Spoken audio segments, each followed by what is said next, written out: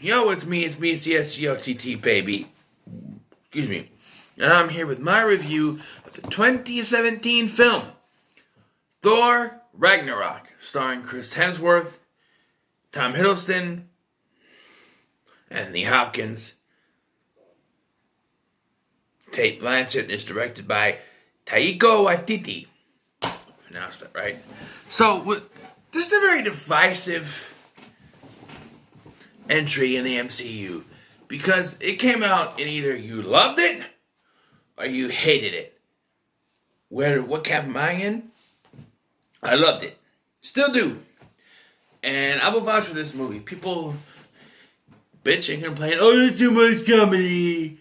Well, and then once they announced that Taika Waititi is coming back to direct the next Thor movie, like, oh, it's gonna suck, it's real comedy, the same thing. It's Thor Ragnarok. Good. I hope it is almost the same thing, not the same plot, but same kind of tone as Thor Ragnarok. Because Thor Ragnarok is a good entry. I'm sorry, but people bash Thor the Dark World because it's boring and there's not a good villain. Here, you have a better villain in Hela, right? You have a better story. You have better characters. You have an overall better tone to the film, and they still bash it because there's not comedy in a Thor film.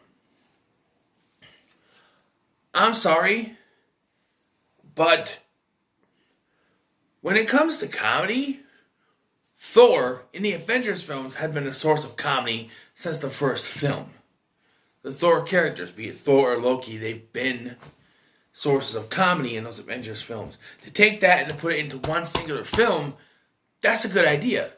But again, people get all pissed. And they say, no, that's not Thor, you can't do it.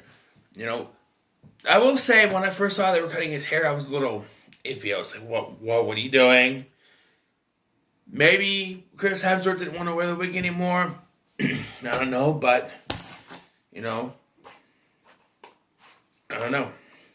And they bring the Hulk in, and they basically adapted Planet Hulk story with the Thor Ragnarok story, I guess. And now we have what Ragnarok is it's the end of Asgard. Basically, Asgard's Armageddon. End of days, the apocalypse for Asgard, whatever you want to call it. It will happen once Surtur is risen. Surtur's horns will land on the eternal flame, and he'll be resurrected and destroy Asgard. That's the prophecy. And then the film starts off with Thor essentially killing Surtur and taking his horns and bringing them back to Asgard. And that fits into later in the plot. When Thor returns to Asgard, he finds out that Loki has taken his father's place and that he has sent their father to a retirement home, which has been destroyed, condemned, whatever. And when he gets to Earth, he is greeted by Doctor Strange, who has a cameo in the film, which is the part of the post-credit scene that we see at the end of Doctor Strange. And basically, it's just a straight cameo. It's not any really much longer. It's a little bit longer than the cameo than what we have in the post-credit scene. And then they find him in Norway, and he dies. But he says when he dies, Hela, Thor's sister, will be brought back. She's been imprisoned somewhere for centuries, and now that he's dying, he's going to die, it will no longer be able to contain her. So she comes back, she destroys the hammer, Mjolnir. She destroys Mjolnir, and then they call the Bifrost, which sends them up. And by the way, when this starts, I guess there's already sort of a rebellion, because Heimdall is with a bunch of people on the outskirts. And they have Scourge, played by Carl Urban, as the new controller of the Bifrost. And he's terrible. But he gets his redemption towards the end of the film. because he basically ends up teaming up with Hela during this film. And during going through the Bifrost, both Thor and Loki are knocked down. They end up on Sakaar, which is run by the Grandmaster, played by Jeff Goldblum. Goldblum, yes.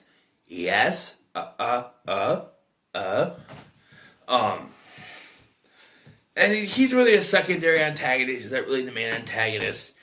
And some people can say, oh, everything on Sakaar is terrible. But it actually gives us a lot of character development. We meet Valkyrie.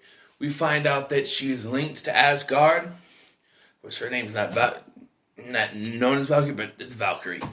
And I believe in the comics, as well as the Thor Tales from Asgard movie, or whatever it was, she's supposed to be Caucasian and blonde, but Tessa Thompson does a great job with the role, so I'm not going to criticize that. And basically, this is Planet Hulk. Hulk is fighting, and then here comes Thor, and he recognizes Thor, and he's like, yes, I'm safe, or recognizes Hulk, I should say. He's my friend, but Hulk is Hulk. Banner's not in control, which, I'm sorry, but that goes against everything we've learned since the first Avengers movie. First Avengers, he says he's always angry, which means that he's in control of it. But he's constantly losing control of it. Now, Avengers, Age of Ultron, we can kind of see where that is, because it was Wanda who controlled him to attack that city, and he took off, right? But now the Hulk is taking over control, and when Banner is finally able to come back, he remembers nothing, which goes against everything. He always remembers what the Hulk does. That's the point of the Incredible Hulk. People say, Endgame ruined the Hulk. Well, they kind of started ruining him here, is that the point of this transformation is that Banner is stuck inside the Hulk with no way to stop, no way to control it, nothing. And he helplessly has to watch as the Hulk is destroying stuff. That's the point. They take that away, what's the point?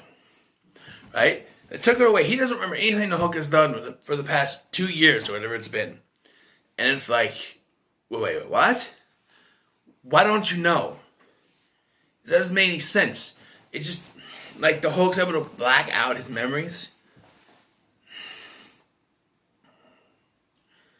It's very confusing.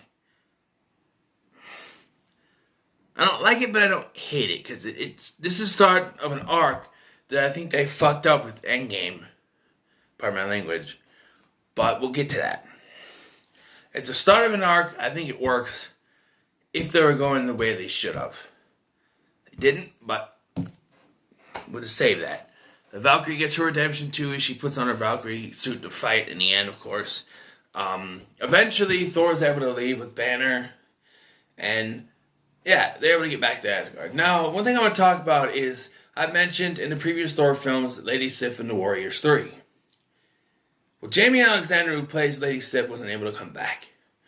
So I guess their solution was just to kill off the other Warriors 3, because they all return to their roles and they're all killed one way or another by either Hela or her subordinates. I hate that. I hate that when you take characters who were important in previous installments and just say, we're not here, just kill them off. They go down fighting, sure, but there were important characters in previous installments, especially in the first one, and you just kill them off unceremoniously. People are like, oh, but they should bring Lady Sif back. No. I'm sorry, but unless she's going to avenge her fallen comrades, which she can't, because spoiler alert, Hela's taken down here, it wouldn't work. It just wouldn't. She would probably end up dead anyway. And I'm glad she wasn't able to return, because she was feeling blind spot. And if she was able to return, she'd probably be cut off with the rest of them. So I'm glad she didn't return. And yeah, That's how I feel about that. I don't like that decision at all. The final fight. I feel like Hulk trying to transform was a callback to Incredible Hulk. Like, because Valkyrie and Hulk were friends, but she doesn't know who Banner is, but it's kind of familiar. And he's like, "You want to know who I am?" He jumps out of the ship and he just goes splat on the Rainbow Bridge. And I feel like that's a callback to the Incredible Hulk, where he jumped out of the helicopter, but didn't change before he landed and just went splat. Then he changed. Look on her face, she's like, "Hey, yeah,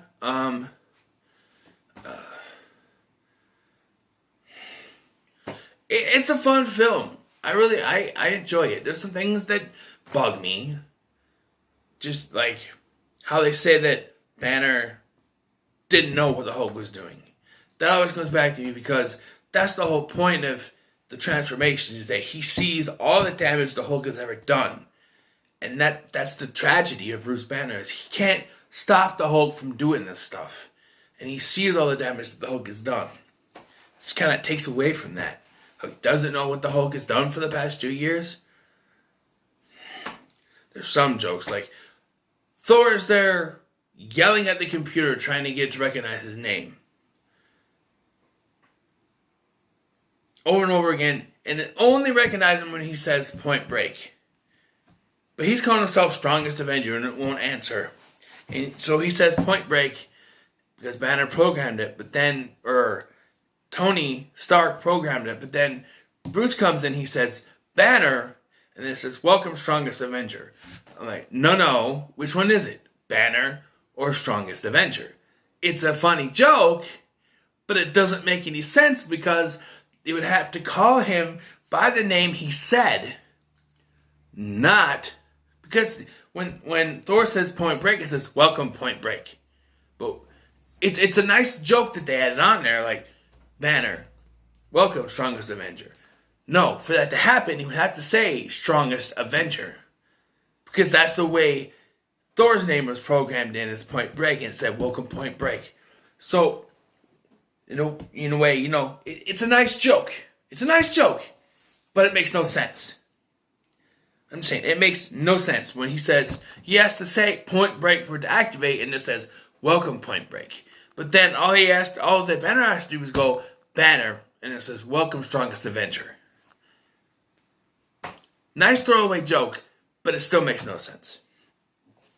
Favorite line.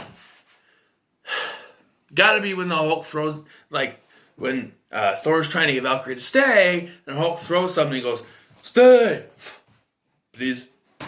That's my favorite line. It's gotta be, "Stay! Please." Yeah, this is a pretty good, film. The end kind of sets up, okay, so I guess I can address this later, but so the ending has them, Loki throws the horns on the Eternal Flame. And yes, it's teased that he stole the Tesseract. Obviously he did, or there would be no way for Infinity War to continue. So obviously he did. Even though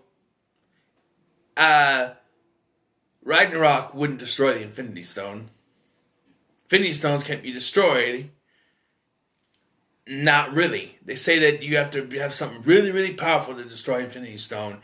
And I'm sorry, but Ragnarok is not powerful enough to destroy the Infinity Stone. It would just be floating in space. It would be floating in space because you see how hard they try to destroy it. It took the Infinity Stones to destroy the Infinity Stones. All that power. Yes, Wanda is able to do it, but her powers come from an Infinity Stone. So that's how she can do it. You need something as strong as an Infinity Stone to destroy an Infinity Stone. Ragnarok would not destroy the Infinity Stone. So the fact that they don't see it floating around in space after Asgard is destroyed should tell them something. But they're none the wiser when Infinity War comes along. And we end with them, Thor taking his throne. His people are there, and he was over Asgard as a joke. Korg. I love Korg. So, I didn't mention Thor Ragnarok, Thor the Dark World. Thor fights a rock creature, which was supposed to be an Easter egg for Korg. Here we actually had the actual Korg, voiced by Taika Waititi himself, and his little friend Meek. And I'm glad they eventually came back in future installment, which I won't say until we get there. But yeah, I love the character of Korg and Meek. I am Coke. I'm made of rocks, as you can see. That's another one of my favorite lines from this, actually. I am Coke. I'm made of rocks, as you can see. And yeah, I like his character. He's very good. Of course, Taika Waititi is gonna write a good character for himself. You know what I mean? But yeah. And then we have the post-credit scene. The second post-credit scene is just Jeff Goldblum. Great victory. Yay for us. But the first credit scene actually has Thanos' ship show up, which hints towards Infinity War. But then we have one more film left to go before we get to Infinity War. So it was kind of like, yeah. Oh my God, what's going to go on? But the next film is Black Panther, which I'm guessing that Black Panther and this take place about the same time. I'm assuming because at the end, they free Bucky because something's going to happen. I'm guessing. I don't know. But yeah, this is all pretty good. I'm going to give it an 8 out of 10 because I really, if you don't know this, I like all these films. They're not getting below a 6. I'm guaranteeing this gets an 8 out of 10. I really enjoy this. I don't understand the hate. Maybe a little I do. But overall, this is still a pretty good film. So guys, what are your thoughts on Thor Ragnarok? Let me know in the comments below. Like, share, and subscribe. I'll see you in the next one.